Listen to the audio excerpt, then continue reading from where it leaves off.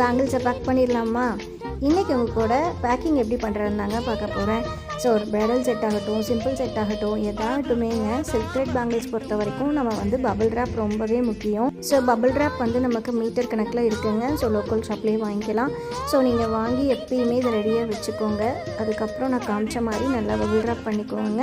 அதுக்கப்புறமா நம்ம டேப் போட்டு ஒயிட் டேப் போட்டு செக்யூர் பண்ணிக்கலாம். ஸோ நெக்ஸ்ட்டு வந்து பார்த்திங்க அப்படின்னா சிம்பிள் செட் நம்ம பேக் பண்ணிகிட்ருக்கோம். சிம்பிள் செட்டும் சேம் இதே மாதிரி தாங்க. ஸோ எந்த செட்டாக இருந்தாலுமே நம்ம வந்து சேஃபாக பேக் பண்ணணும். ஸோ இதுக்கு வந்து பாக்ஸ் வந்து பார்த்திங்கன்னா நமக்கு வந்து கார்ட்போர்ட் பாக்ஸ் வந்து ஸ்மால்லேருந்து ஆர்ஜி சைஸ் வரைக்குமே அவைலபிள் இருக்குங்க. மெட்டீரியல் ஷாப்பில் இருக்கும். ஸோ நீங்கள் வாங்கிக்கலாம். நெக்ஸ்ட்டு வந்து ப்ரைடல் செட்டை வந்து நான் ஒரு பாக்ஸ் போட்டு நீட்டாக வந்து பண்ணிட்டேங்க. ஸோ அதுக்குமே பபிள் ரேப் பண்ணியாச்சு மறுபடியும். ஸோ அதுக்கப்புறம் கொரியர் கவரில் போட்டு நீட்டாக பேக் பண்ணிட்டேங்க. ஸோ அவ்வளோதாங்க. இந்த வீடியோ பிடிச்சதுன்னா கண்டிப்பாக ஒரு லைக் போடுங்க. பாய். தேங்க்ஸ் ஃபார் வாட்சிங்.